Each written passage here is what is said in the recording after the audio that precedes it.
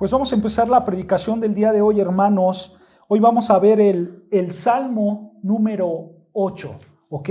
Vamos a estudiar, si Dios nos permite, en esta predicación, el Salmo número 8. Y este Salmo, hermanos, tiene la intención de motivarnos a alabar a nuestro Creador.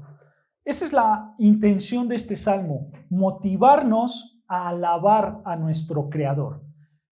Esta alabanza, hermanos, que nos motiva el Señor, es una alabanza que no tiene nada que ver con las circunstancias que nos rodean.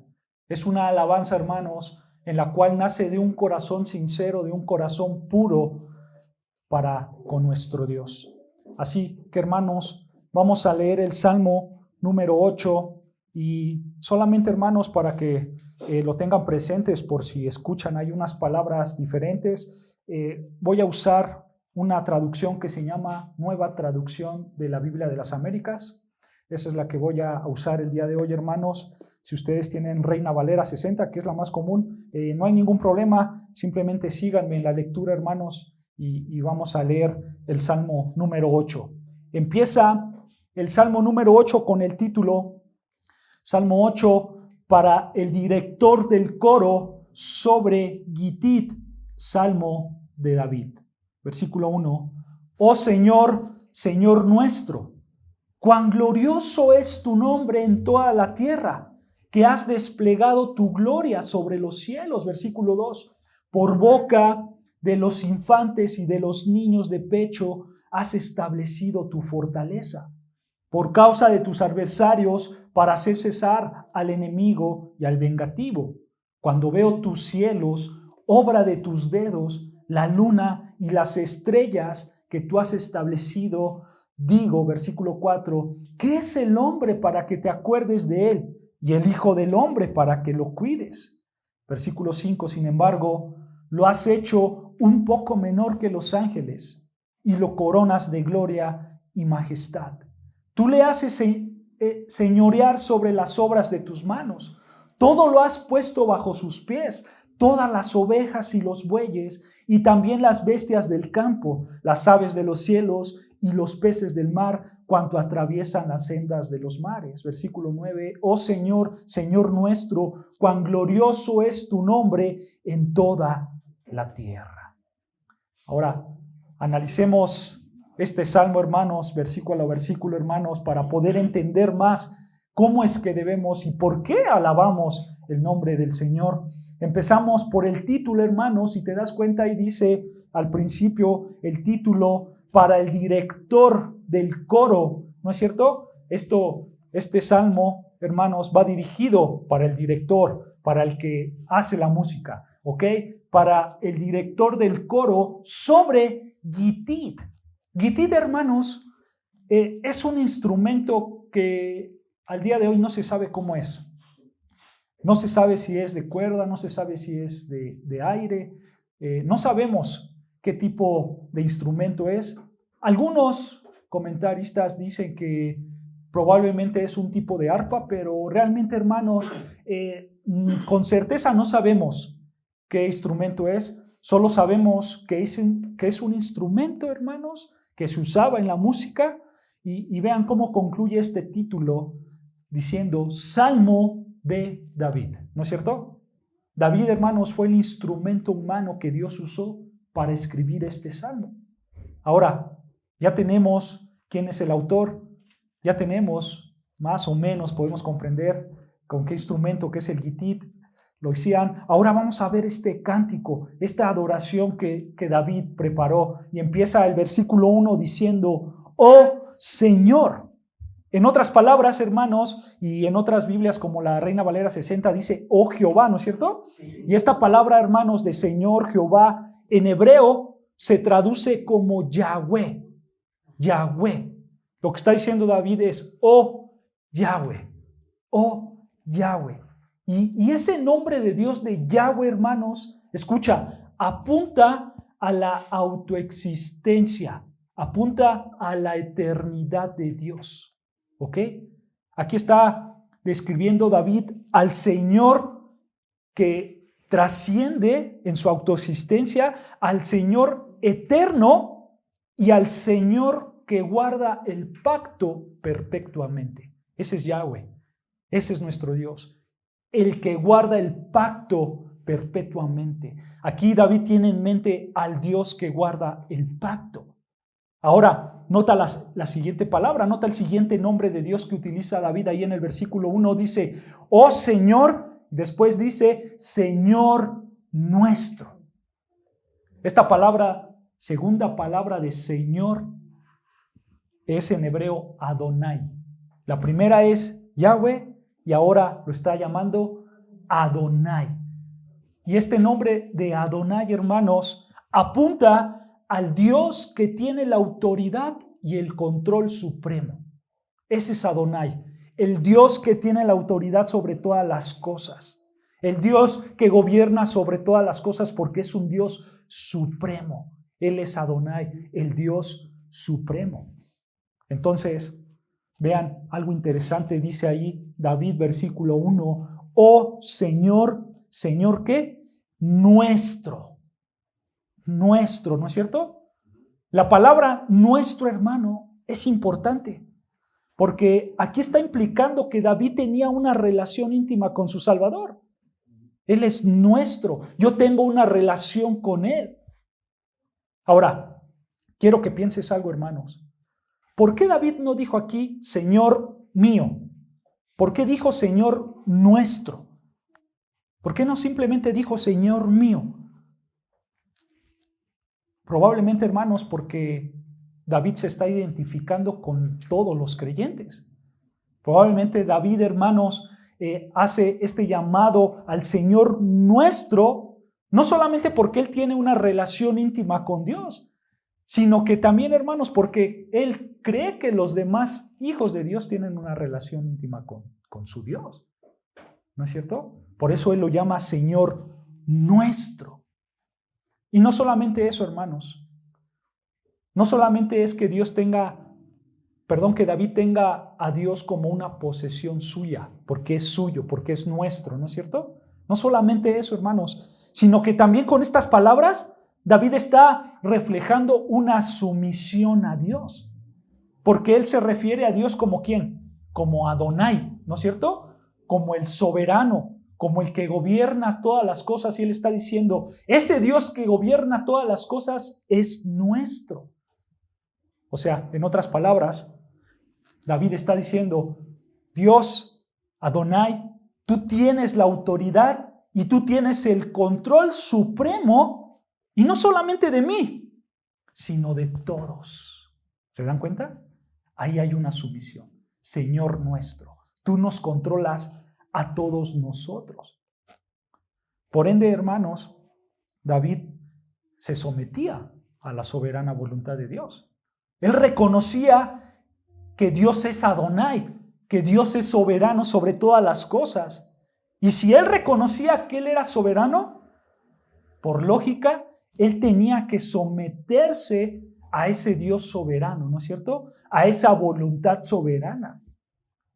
¿Y cómo se sometía David, hermanos? En obediencia. En obediencia. Tú te puedes preguntar, ¿y yo cómo me someto a Dios? ¿Cómo me someto a este Dios soberano, a Adonai? ¿Cómo me someto a Él? Hermanos, en obediencia. Así es como tú te sometes a Dios. No es que cada rato estés postrado y tirado en el suelo, no, hermanos. No solamente se sometes así, también te sometes obedeciéndole. La misma idea, hermanos, la vemos en Romanos 19. Vean lo que dice. Acompáñame a Romanos, capítulo 10, versículo 9. Romanos 19, un versículo muy conocido seguramente por ustedes, hermanos. Dice así, Romanos capítulo 10, versículo 9, dice que si confiesas, ¿no es cierto? Si confiesas. La idea, hermanos, de si confiesas en griego es si tú confiesas lealtad en público. Eso es lo que da a entender en griego, que tú confieses lealtad en público. O sea, si tú confiesas lealtad en público, Escucha, ¿qué tienes que confesar? Con tu boca a Jesús por Señor y crees en tu corazón que Dios le resucitó dentro de los muertos, serás salvo. ¿Qué significa, hermanos, confesar que Jesús es el Señor? Significa, hermanos, que tú tienes que decir, que tú tienes que proclamar en público, escucha, que Él es Dios, que Jesús es Dios, que Jesús, hermanos, tiene toda la autoridad soberana sobre su creación, incluyendo ¿a quién? Al confesante, incluyendo al que lo está diciendo.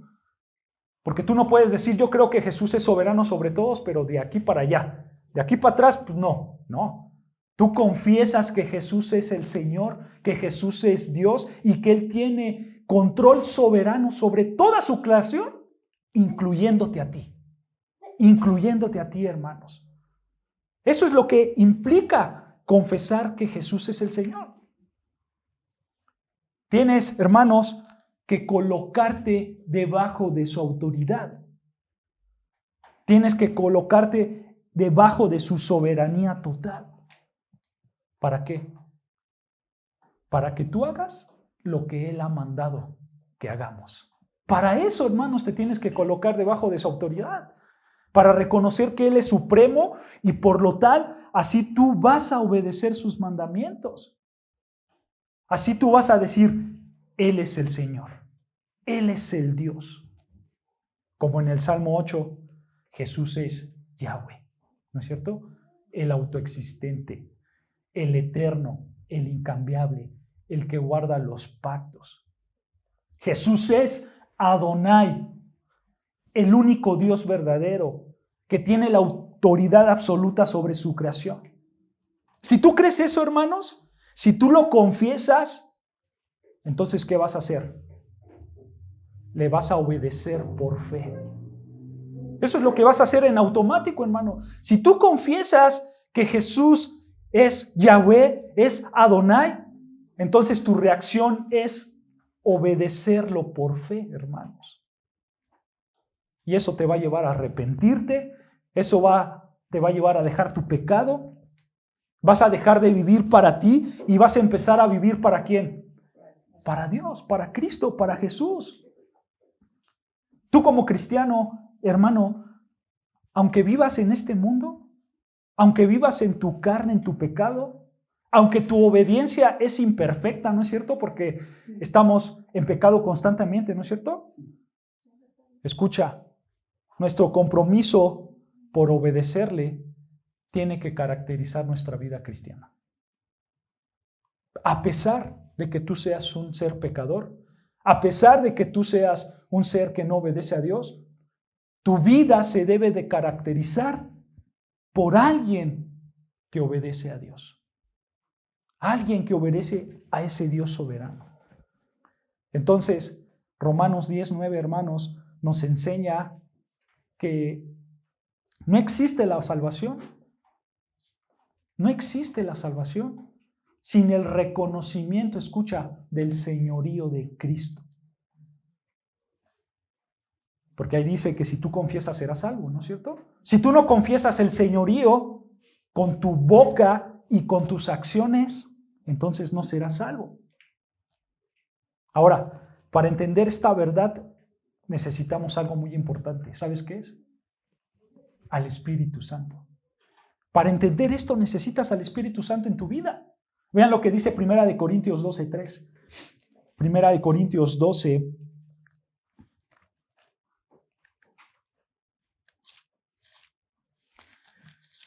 Primera de Corintios 12,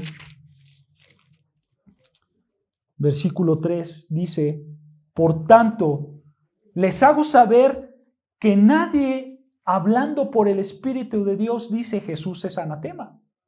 Y nadie puede decir, escucha, Jesús es el Señor, excepto por el Espíritu Santo. ¿Te das cuenta? Nadie puede decir Jesús es el Señor, Jesús es Dios, Jesús es Yahweh, Jesús es Adonai, excepto por el Espíritu Santo. ¿Tú tienes una fe en Jesús? ¿Tú puedes llamarlo Señor? Escucha, porque tienes al Espíritu Santo en tu vida. Así de sencillo, hermanos. En otras palabras, ¿tú confiesas que Jesús es el Señor? Porque el resultado de la fe de esas palabras te las ha dado Dios. Te las ha dado Dios. Ahora, piensa en esto, hermanos. Es un privilegio podernos dirigir a Dios como el Señor nuestro, ¿no es cierto? Así como en el Salmo 8. Es un privilegio, porque gracias a Él tenemos la capacidad y también nos ha dado el deseo de someternos a Él. Por eso nosotros podemos decir, Señor nuestro, gracias al Espíritu Santo que Dios ha puesto en nosotros. Y no solamente eso, hermanos. No solamente tenemos el deseo y la capacidad de someternos a Él, sino que también tenemos la capacidad, escucha, de glorificar su nombre. Gracias a que tenemos al Espíritu Santo. Solamente piensa en las personas de afuera, refiriéndome a los incrédulos, a los no cristianos y a todo ser humano. Todo ser humano por naturaleza, ¿qué hace, hermanos? Rechaza a Dios, ¿no es cierto? Rechaza a Dios. Vean lo que dice Romanos 1:21. Romanos capítulo 1, versículo 21.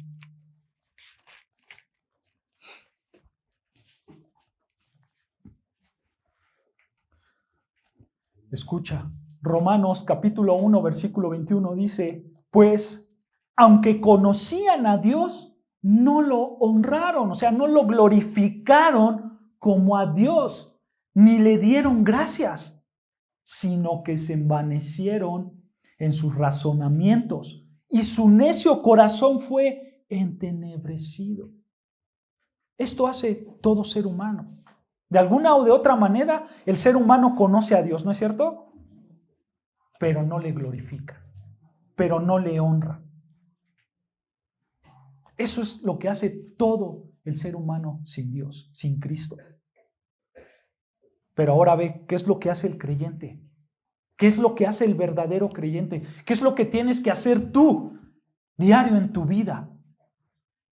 Regresamos al Salmo 8, versículo 1. Vean lo que dice.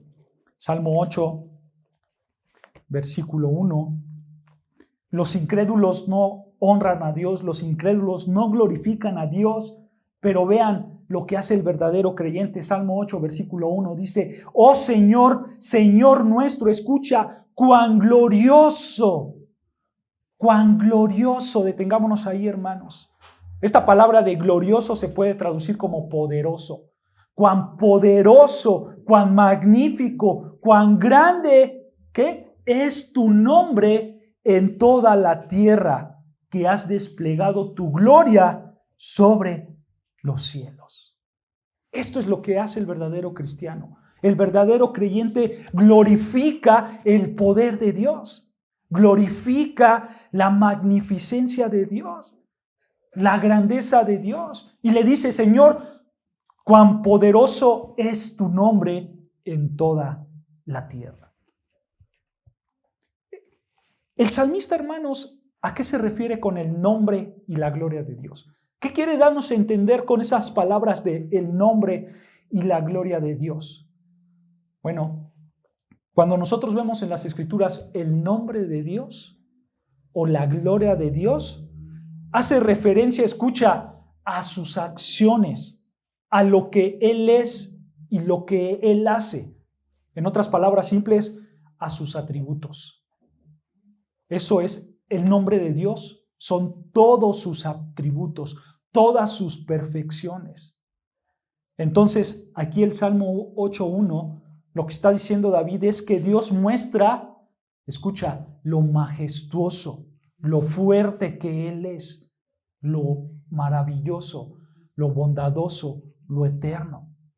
Todo lo que hace su creación en toda la tierra y en todos los cielos, y así con todos sus atributos, hermanos.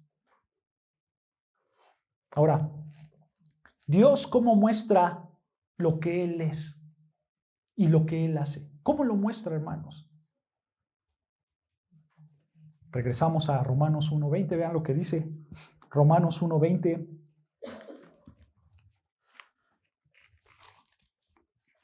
Cómo Dios muestra lo que Él es, lo que Él hace. Romanos capítulo 1, versículo 20 dice, porque desde la creación del mundo, escucha, sus atributos invisibles, su eterno poder y divinidad o deidad, ¿no? Esta palabra de divinidad o deidad se refiere a quién es Dios, o sea, a su esencia, a su naturaleza. Pablo está diciendo ahí que sus atributos invisibles, su eterno poder, su divinidad, escucha, se han visto con toda claridad. En otras palabras, su poder, su divinidad, lo que Él es como Dios, lo vemos en la creación, ¿no es cierto? Algunas de esas perfecciones divinas, hermanos, se revela en la creación, pero con su poder, con su sabiduría, con su gracia, con su bondad, con su amor, etc. Todos esos atributos los vemos en la creación, ¿no es cierto, hermanos?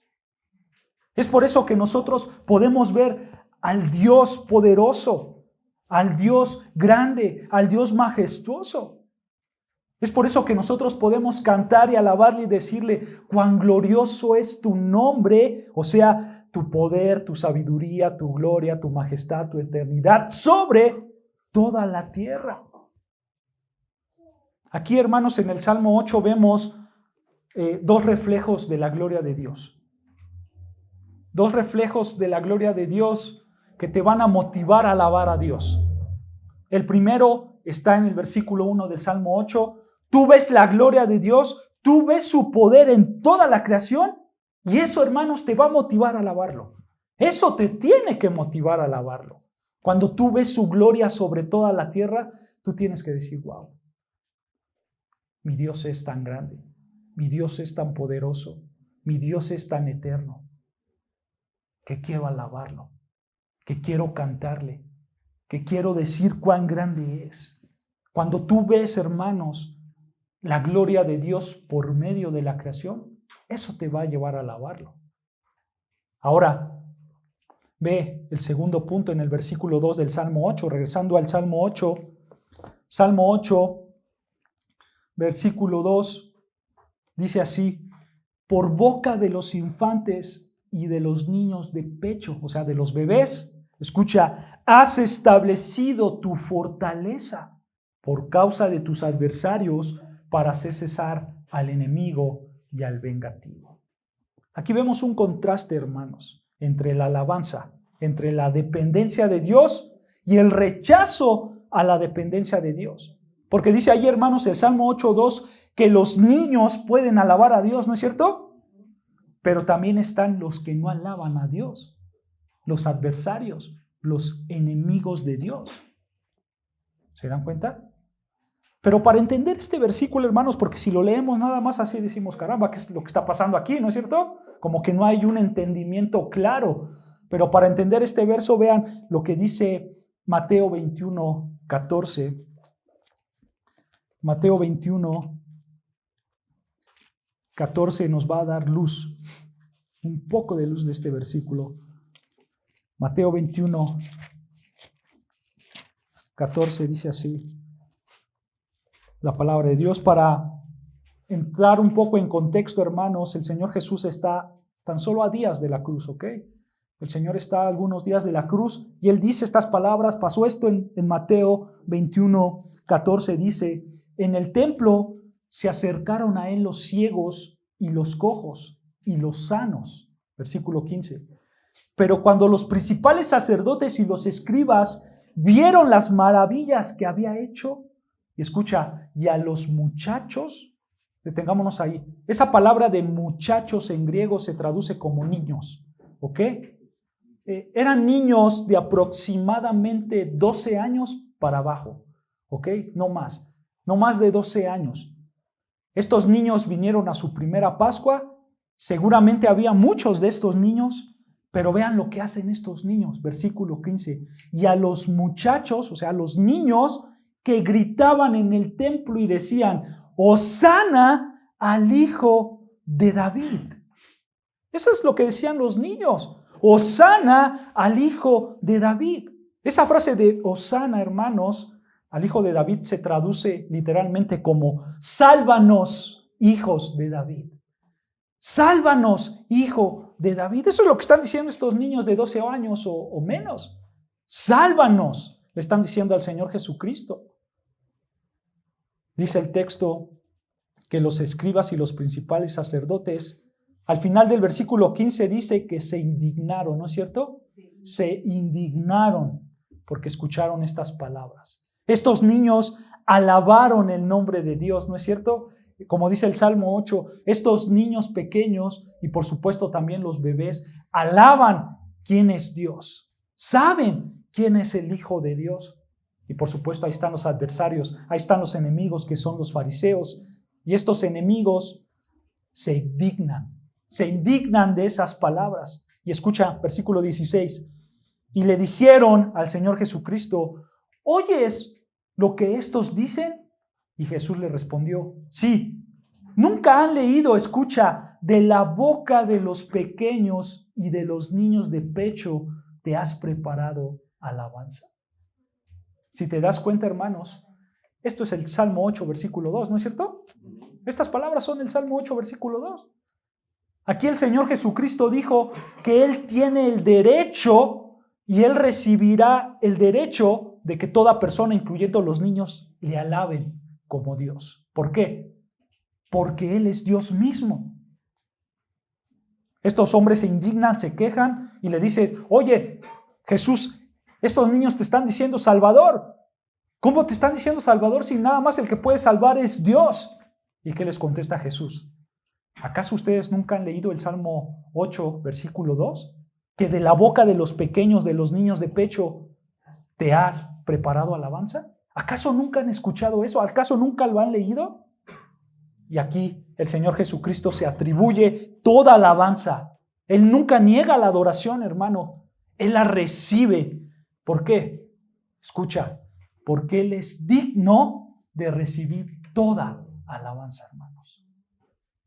Él es digno de recibir toda, no solamente de gente grande, sino también de gente pequeña, de niños, de bebés. Y todo ser humano puede alabar al Dios supremo, al Dios poderoso, ¿no es cierto? Porque Él es digno de toda alabanza. Él es digno, hermanos. Guarda eso en tu mente. Dios Jesucristo es digno de toda alabanza. Ahora vean algo hermoso. Vamos a entrar a unos versículos muy hermosos. Salmo 8, versículo 3. Salmo 8, versículo 3. Regresando al Salmo 8, versículo 3. Dice, Salmo 8, versículo 3. Escucha. Cuando veo, ¿qué? Tus cielos. Detengámonos ahí. Dice el salmista, cuando veo tus cielos, ¿no es cierto? Nota, hermanos, cómo David reconoce que Dios es el único dueño de la creación. Dios es el único dueño de la creación. Él dice, tus cielos, ¿no es cierto? Hermano, esto es fantástico. Esto es fantástico porque Dios no solamente es el creador, Dios también es el dueño de esa creación. Él es el dueño. Por eso Jesucristo, hermanos, si recuerdan el sermón del monte, el Señor Jesucristo allí en Mateo 5:45 dijo, para que ustedes sean hijos de Dios, nuestro Padre que está en los cielos, Él hace salir su sol. ¿Sobre quién? Sobre malos y buenos. Su sol es de Él, es de su propiedad. No solamente Él los creó, sino que también son suyos. ¿No es cierto? Esto es glorioso, hermanos. De Dios es todas las cosas. De Dios es toda la creación. Vean ahí adelante en el Salmo 24:1. Salmo 24, versículo 1.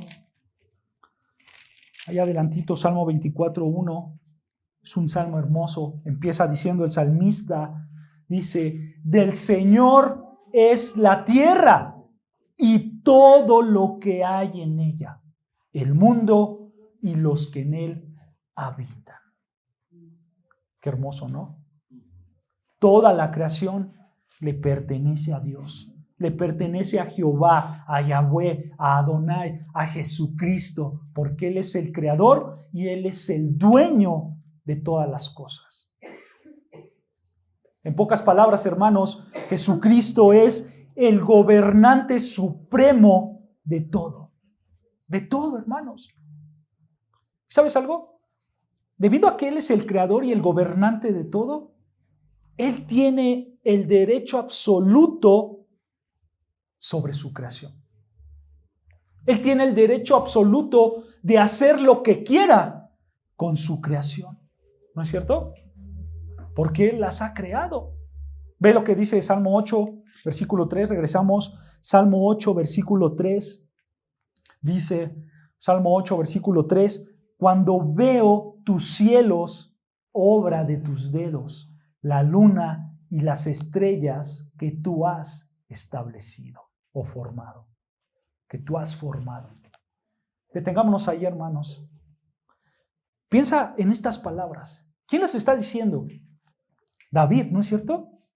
Un hombre como nosotros, un ser humano. Probablemente aquí David, hermanos, pensó en una noche estrellada, ¿no es cierto? Probablemente David pensó ahí cuando él estaba pastoreando esas ovejas en el monte.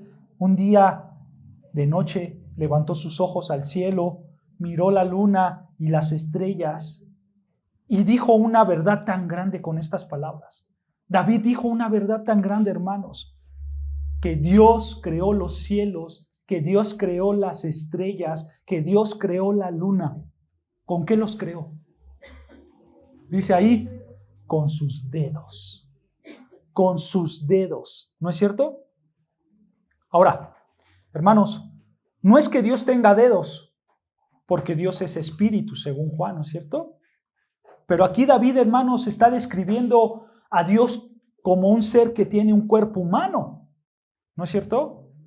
En términos teológicos, cuando pasa esto, hermanos, en términos teológicos se le conoce que esto es un lenguaje antropomórfico, ¿ok? Que Dios, sabemos que Dios es espíritu, no tiene un cuerpo físico, pero al describirlo como algo físico, nos puede ayudar a entender y a comprender quién es Dios. Por eso David lo describe de esa manera. Pero el punto principal, hermanos, aquí es que Dios es tan grande, escucha, Dios es tan poderoso, es tan incomparable, que todo el universo y todas las galaxias, todas las estrellas son tan insignificantes para Él. Son tan insignificantes. Por eso David dice ahí el versículo 3, cuando veo tus cielos, obra de tus dedos, ¿no es cierto?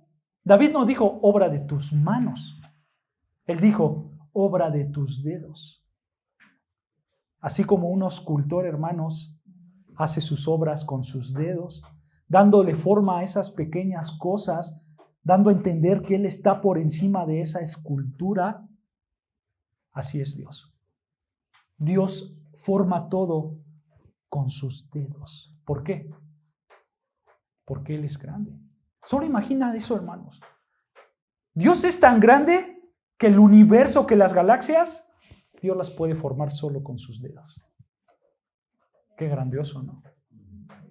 Ese es nuestro Dios, hermanos. Ese es tu Dios, el Dios poderoso, el Dios soberano, el que está por encima de todas las cosas. Vean un pasaje hermoso que describe quién es Dios, quién es nuestro Dios. Isaías 40, 12. Isaías 40, versículo 12. Aquí vemos quién es nuestro Dios, hermanos. Aquí no vamos a tener ninguna duda de quién es nuestro Dios. Y por eso, hermanos, nosotros tenemos que alabarle, que glorificarle, porque Él es poderoso, porque Él es grande. Isaías, capítulo 40, versículo 12, dice así la palabra del Señor. Empieza Isaías con una pregunta y él dice, ¿quién midió las aguas en el hueco de su mano? Detengámonos ahí. ¿Quién midió las aguas en el hueco de su mano? Esa frase, hermanos, de hueco de su mano, se refiere a eso, al hueco de la mano. Y la idea, hermano, es que cuando tú quieres llenar tu hueco de tu mano con agua, ¿no es cierto?, para beber, porque estás cansado de un día que fuiste al desierto de los leones a correr, te encuentras al río y tú quieres tomar agua, ¿no es cierto? Entonces tú usas tu hueco de tu mano para beber. Bueno, Isaías está usando esa ilustración y está preguntando, ¿quién midió la cantidad de agua de los mares solo con el hueco de su mano? ¿Quién lo hizo? ¿Quién midió todas las aguas de este universo, de este mundo? Solo con el hueco de su mano.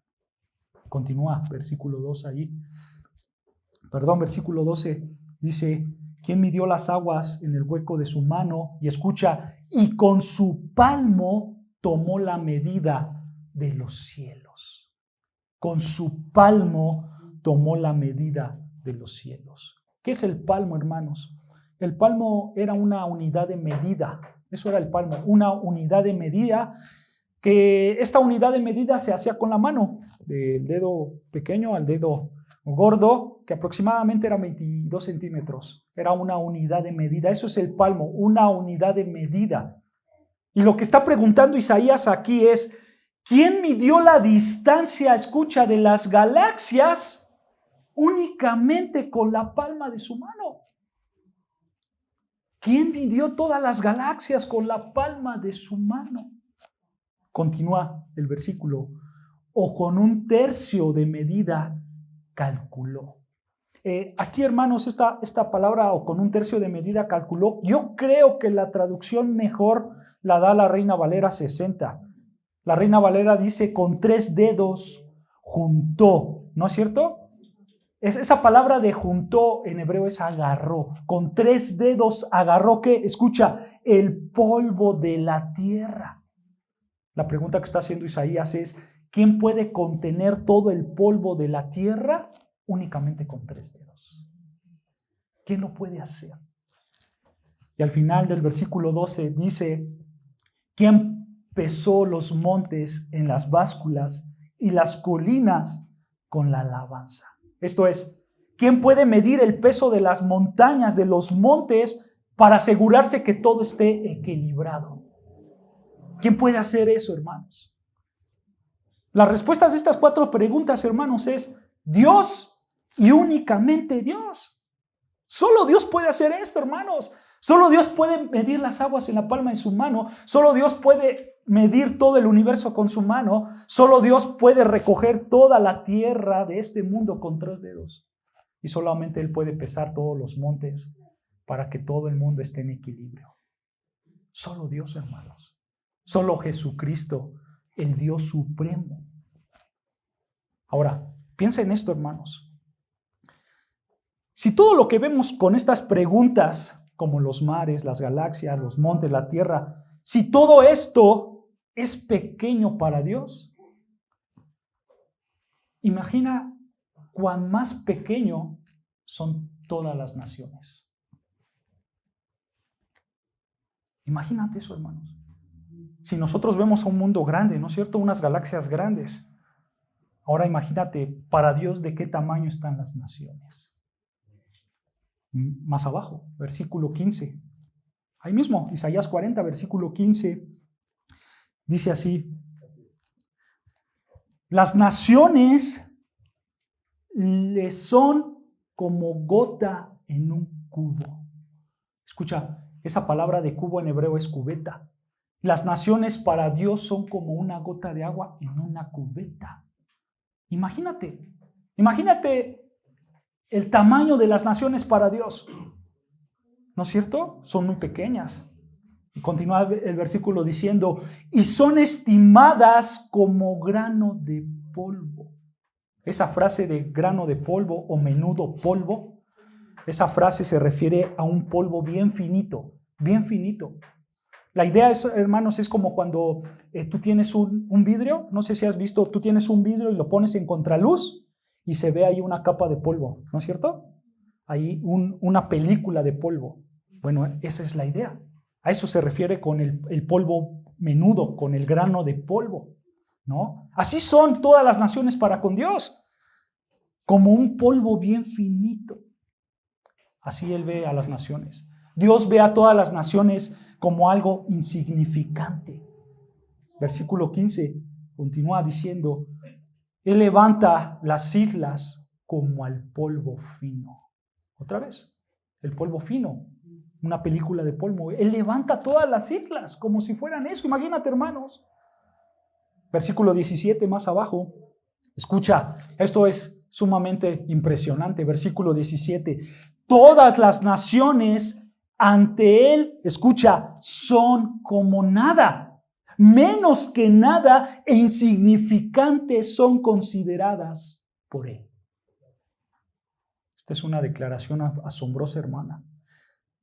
Porque Isaías está diciendo que todas las naciones, las millones y millones y millones de personas que viven en el planeta, comparadas con Dios, ahí no dice que son nada, ahí dice que son menos que nada, o sea, menos que cero.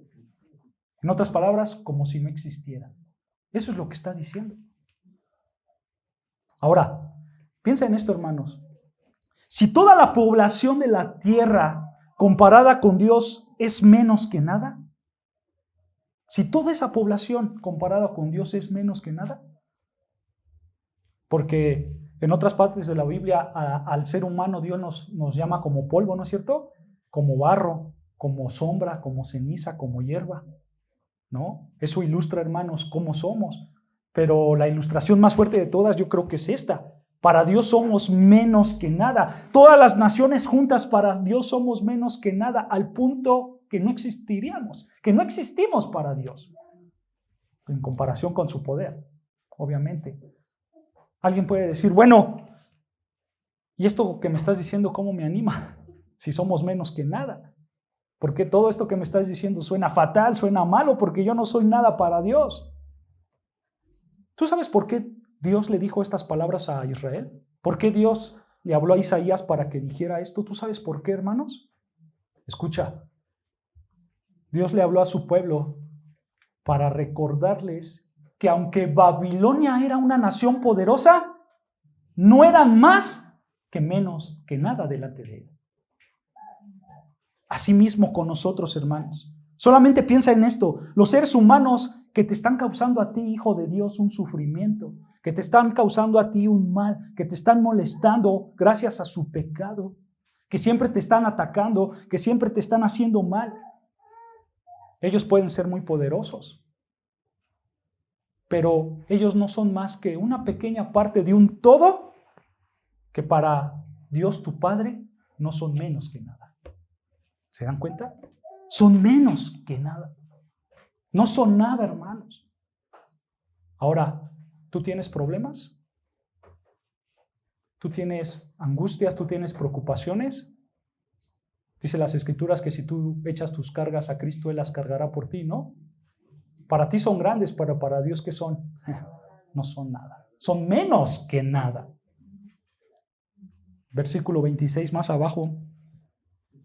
Versículo 26, Isaías 40, 26 dice, escucha, observa, alcen a lo alto sus ojos. La idea es, mira hacia arriba y vean quién ha creado estos astros, el que hace salir en orden a su ejército y a todos llama por su nombre, por la grandeza de su fuerza y la fortaleza de su poder, no falta ni uno. Wow, qué sorprendente, ¿no es cierto? Qué sorprendente, hermanos. Nota cómo Dios con su poder infinito creó las miles y miles de estrellas en las galaxias, ¿no es cierto? Y con ese mismo poder dice ahí que las conoce individualmente a cada estrella, a tal grado que a cada una la llama por su nombre. Él es nuestro Dios. Así es nuestro Dios. Si Él hace eso con las estrellas, hermanos, que las puede conocer a cada uno por su nombre, Él también lo puede hacer con los animales, ¿no es cierto? Él también lo puede hacer con las moléculas. Él también lo puede hacer con los átomos. Y escucha, Él también lo puede hacer con cada persona. Las Escrituras en Mateo afirman que Dios conoce hasta cuántos cabellos tenemos, ¿no es cierto? Porque Él es Dios. Él es nuestro Dios. Así es nuestro Dios, hermanos. Esto te debe de asombrar, hermanos. Esto debe de levantar en tu corazón un corazón de alabanza a Dios, porque tu Dios es el que nos está presentando las Escrituras, un Dios todopoderoso, hermanos. Y esto que acabamos de leer en Isaías nos ayuda a comprender lo que David estaba diciendo en el Salmo 8, versículo 3. Vean, tengan en mente todo lo que leímos en Isaías. Y ahora vean el Salmo 8, versículo 3. Dice David, Salmo 8, versículo 3, cuando veo tus cielos, obra de tus dedos, la luna y las estrellas que tú has establecido. Escucha, versículo 4, digo, ¿qué es el hombre para que te acuerdes de él? Y el hijo del hombre para que lo cuides. ¿Qué es el hombre? ¿Qué somos nosotros para que él nos cuide, hermanos? ¿Qué somos? Hermanos, aquí estamos viendo que Dios tiene un cuidado provincial hacia los seres humanos, ¿no es cierto? Porque este verso, hermanos, David probablemente pensó y dijo, ¿cómo es posible que tú, siendo el creador de todo, el dueño de todas las cosas que existen, cómo es posible que tú te acuerdes del hombre y que lo cuides cuando somos menos que nada? ¿Cómo es posible que tú hagas eso, Dios? ¿Es posible? Pues claro que es posible. ¿Sabes por qué? Porque el amor de Dios para con su creación, para con la humanidad, es grande, hermanos. Porque Él se acuerda del hombre, porque Él cuida del hombre. Probablemente tú puedes decir, bueno, ¿y dónde está el amor de Dios aquí? No lo veo. No lo veo. Bueno, hermanos, el amor de Dios está en que Él nos ha dado ese amor, aunque no lo merezcamos. Ahí está el amor de Dios. Porque ¿qué merecemos nosotros, hermanos? Si delante de Dios nosotros somos menos que nada, entonces ¿qué merecemos? Escucha, merecemos, todos los seres humanos merecemos el infierno eterno. ¿Por qué? Porque hemos pecado, ¿no es cierto? La paga del pecado es muerte. Entonces, ¿todos merecemos el infierno? Sí, porque todos somos pecadores. Pero a pesar de nuestro pecado, Dios se acuerda y cuida de la humanidad. ¿Te das cuenta? Él nos da lo que necesitamos cada día, ¿no es cierto? Él nos da un sol, nos da lluvia, nos da un aire, ¿no es cierto? Él nos da todo lo que está en la naturaleza para que nosotros podamos sobrevivir. ¿Sabes algo, hermanos? Lo que está pasando en todo el mundo, con las guerras, las catástrofes, los virus que nos han llegado, todo eso es un recordatorio de lo que merecemos. Todo eso merecemos, hermanos. Nosotros merecemos ruinas totales. Por eso nosotros debemos de mirar a Cristo. Por eso nosotros debemos ir con Cristo, por lo que ha hecho por nosotros. Porque gracias a lo que Él hizo en la cruz, gracias a que Él dio su vida por nosotros, gracias a eso, hermanos, tenemos un privilegio grande. Un privilegio tan grande que ahora podemos nosotros también corresponder ese amor a Dios. Nosotros podemos también amar a Dios. Y no solo eso, sino que gracias a que Cristo dio su vida en la cruz, Dios se acuerda de nosotros y Dios cuida de nosotros. Es un privilegio tan grande, ¿no es cierto?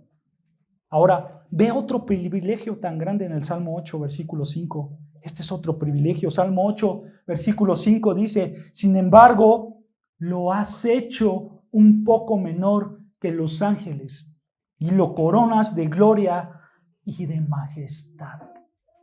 Aquí, hermanos, la palabra gloria es la misma palabra que se ve en el versículo 1, que hace referencia a la gloria de Dios en los cielos.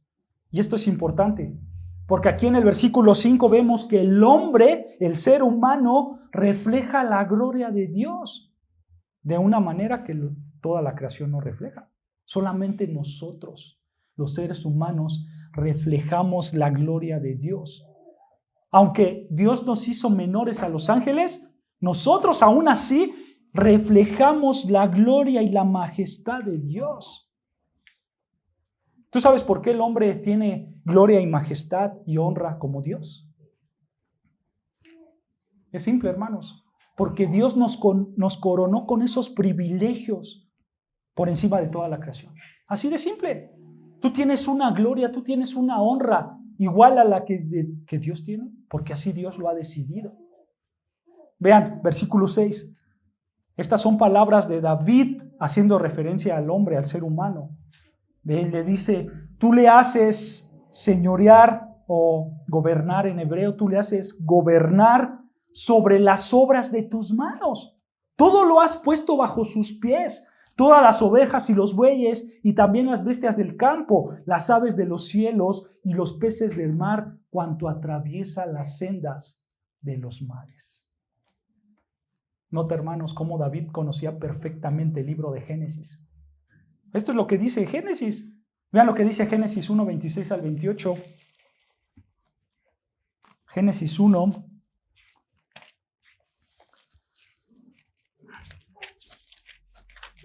Génesis capítulo 1, versículo 26 al 28 dice, y dijo Dios, hagamos al hombre a nuestra imagen conforme a nuestra semejanza y ejerza dominio sobre los peces del mar, sobre las aves del cielo, sobre los ganados. Escucha, sobre toda la tierra y sobre todo reptil que se arrastra sobre la tierra. Versículo 27. Dios creó al hombre a imagen suya, a imagen de Dios lo creó, varón y hembra los creó. Dios los bendijo y les dijo, sean fecundos y multiplíquese, llena la tierra y sométanla, ejerciendo dominio o enseñorearse sobre los peces del mar, sobre las aves de los cielos y sobre todo ser viviente que se mueve sobre la tierra. ¿Te das cuenta, hermanos? Esto es lo mismo que está en el Salmo 8, versículos 5 al 8, ¿no es cierto? El hombre tiene dominio sobre todas las cosas creadas por Dios. Y escucha, ninguna otra criatura que Dios ha creado tiene la capacidad y tiene esta responsabilidad dada por Dios mismo de ejercer dominio sobre su creación. Nadie lo tiene. Únicamente el hombre. El hombre tiene esa bendición. Pero esta bendición, hermanos, es una bendición parcial. ¿Por qué? Este dominio es un dominio parcial. ¿Por qué? Porque entramos a Génesis 3, el hombre peca y el hombre pierde ese dominio. ¿Y ahora quién tiene el dominio del mundo? Satanás. Satanás usurpó ese dominio, hermanos. Pero dicen las Escrituras que el Señor Jesucristo se lo va a quitar cuando Él venga por segunda vez, de acuerdo a los últimos capítulos de Apocalipsis, ¿no es cierto? Pero ahora, hay algo importante, hermanos, que quiero explicarles y con esto vamos a ir acabando. Algunas partes del Salmo 8, versículo 4 al 6, son repetidas en el Nuevo Testamento. Y esto es importante. Vean, por ejemplo, 1 Corintios 15.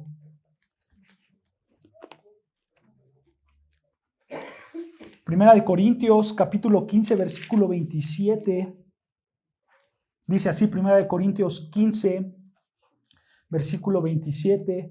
Dice, porque Dios, escucha, ha puesto todo en sujeción, escucha, bajo sus pies. Bajo sus pies. Estas palabras, de bajo sus pies. Dios puso todo bajo sus pies. Lo ves en el Salmo 8, versículo 6. Y aquí Pablo está dando la interpretación apuntando al Señor Jesucristo, que todo está bajo sus pies, ¿no? Y dice el versículo, continúa, pero cuando dice que todas las cosas están sujetas a Él, es evidente que se exceptúa aquel que ha sometido a Él todas las cosas. Pablo está hablando, hermanos, de la segunda venida de Cristo cuando destruya a Satanás y Jesús tome el control de todo, porque todo va a estar bajo sus pies. Otro pasaje, vean, Efesios 1:22.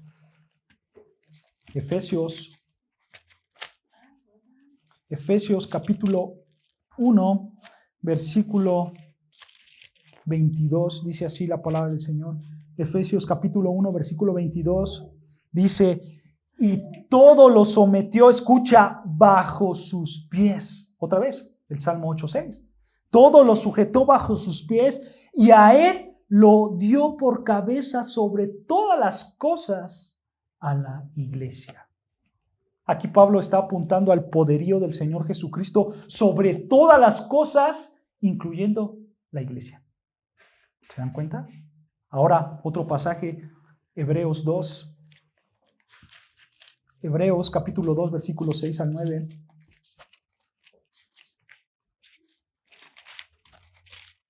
Hebreos capítulo 2, versículo 6. Escucha, dice así Hebreos 2, capítulo 2, versículo 6.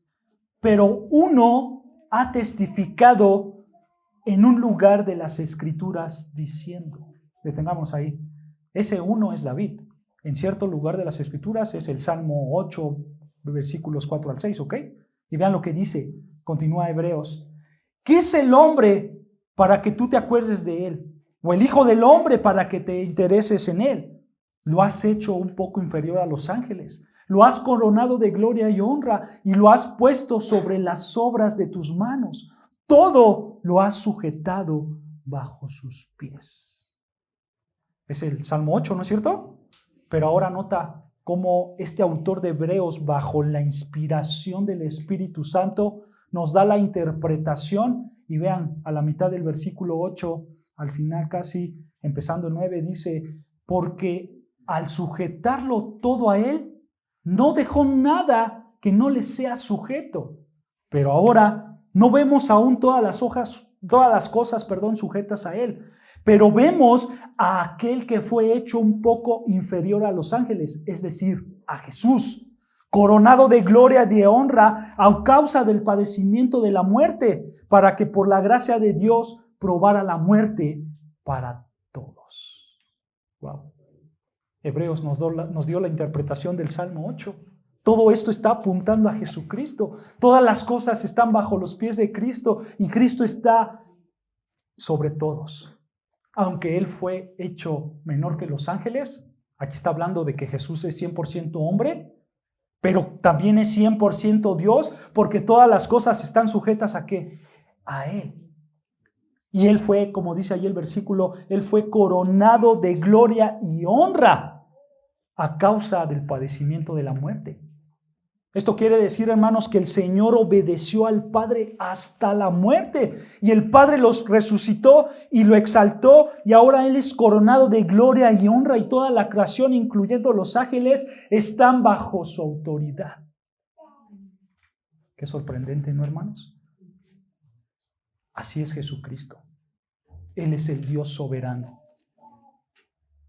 Ahora nota el propósito de la muerte del Señor Jesucristo al final del versículo 19, del versículo 9 al final del versículo 9 dice, para que por la gracia de Dios probara o participara, para que por la gracia de Dios participara la muerte por todos.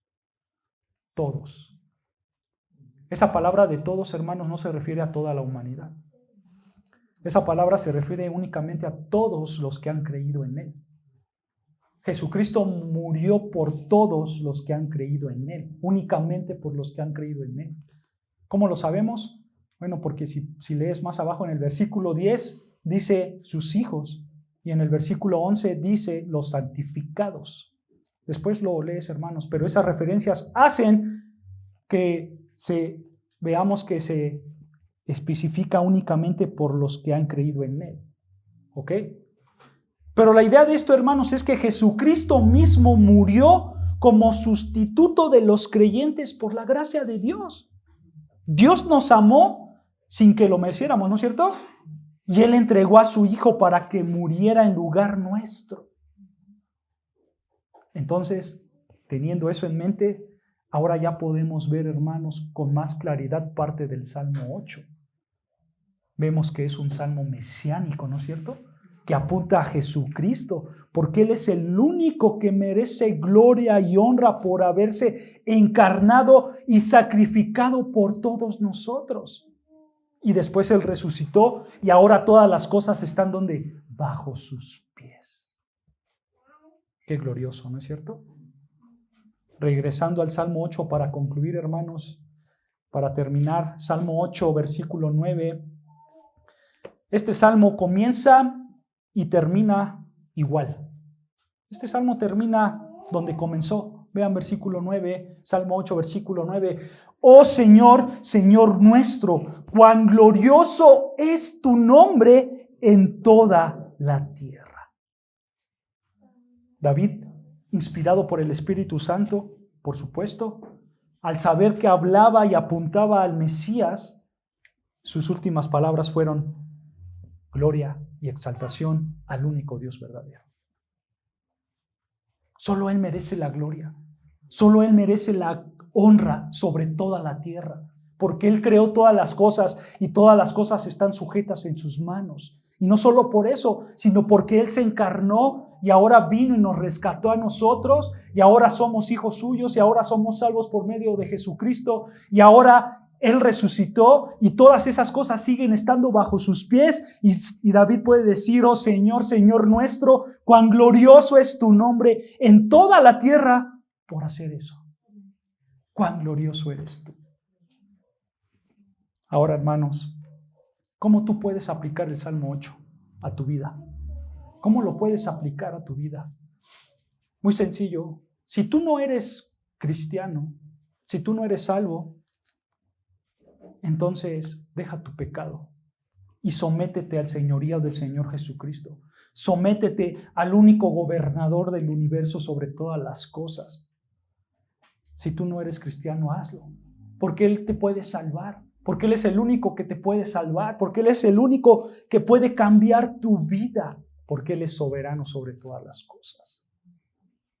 Y si tú sí eres cristiano, si tú sí eres un verdadero creyente, ¿cómo aplicas esto? Muy sencillo, hermanos. Estudia la palabra de Dios. Ve la creación de Dios. Porque eso hizo David, ¿no es cierto? ¿Qué hizo David? David estudió Génesis y probablemente una noche ahí en su cuarto encerrado recordó las palabras de Génesis al ver las estrellas y la luna, y ahí fue inspirado por Dios. Por eso él pudo escribir todas estas cosas. Por eso él pudo escribir todo lo que vemos en este Salmo 8. Escucha, hermanos, si tú quieres que Dios te ilumine, entonces estudia las Escrituras. Estudia las Escrituras. Tú tienes que estudiar su palabra, hermanos. Tú tienes que ver su creación, los animales, las plantas, al ser humano, porque todo eso, hermanos, refleja la gloria de Dios, y tú vas a poder decir: oh Señor, Señor nuestro, cuán glorioso eres en la tierra. Pero solamente vas a llegar allí, hermano, si estudias su palabra, si ves quién es Él. Y por último, hermanos, ¿cómo aplico este salmo? Muy sencillo. Alaba a Dios. Alaba a Dios por sus perfecciones, por sus atributos reveladas en su creación, en todo lo que ha hecho y en su palabra. Alábalo. Alábalo por lo que Él es y por lo que Él hace día a día en su creación, incluyendo tu vida, hermanos. Alaba al Señor. No solamente con cánticos, sino también con una vida obediente a Dios. Oremos al Señor, hermanos.